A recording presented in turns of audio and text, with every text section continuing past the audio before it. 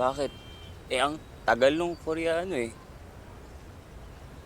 Alam mo, hinahanapan mo lang siya ng mali eh. Ba't kaya hindi mo siya bigyan ng oras? Sigurado namang may magandang diskarte yan. Wow. Teka, ba't parang kinikilig ka? Hindi ako kinikilig, no? Siyempre, natutuwa lang ako. Kasi hindi katulad mo, sure ako na may makukuha siyang impormasyon. Wow. Pero Joey, pansin ko rin masyado kang bilib sa opa na yan.